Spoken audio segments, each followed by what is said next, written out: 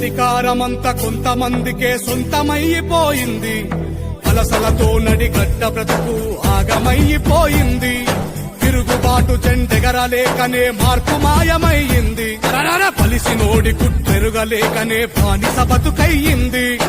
ఎన్ని ఏళ్ళు ఇంకెన్ని నాళ్ళు ఈ అణిచివేత మనపై, ఎన్ని ఏళ్ళు ఇంకెన్ని నాళ్ళు ఈ అణిచివేత మనపై.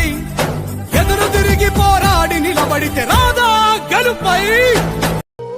ఆదివాసీ సంఘాలు 9 తెగల ప్రతినిధులందరం కూడా ఇంద్రవెల్లి పోరుగడ్డలో డిసెంబర్ 9నే ఎందుకు ఇవాళ ఈ తీర్మానాలతో ప్రవేశపెట్టడం జరిగిందంటే, తుడుం దెబ్బ ఉద్యమం ఆదివాసీ ఉద్యమం అనేది చచ్చిపోలేదు.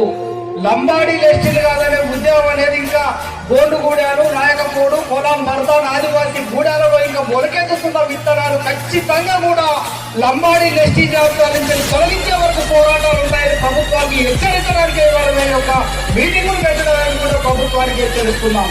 ఖచ్చితంగా 1976లో లంబాడీ లెస్టీ జాబితాలో కలిపి ఆదివాసీలకు అన్యాయం చేసిన కాంగ్రెస్ పార్టీ వాళ్ళ అధికారంలో ఉన్నది.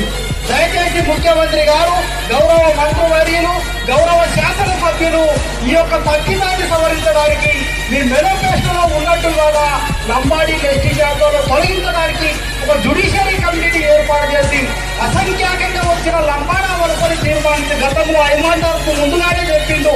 ఆ వలసని నిర్ధారించి వాళ్ళ కమిషన్ చేసి లంబాడీ లెస్టీ జాబితాలో తొలగించాల్సిన బాధ్యత ఇవాళ రాష్ట్ర ప్రభుత్వం అయింది, కేంద్ర ప్రభుత్వం ఉందని హెచ్చరిస్తూ ఇవాళ భవిష్యత్ ఉద్యమాన్ని తుడుందెబ్బ కొనసాగిస్తున్నారని సభ తెలియజేస్తున్నాం.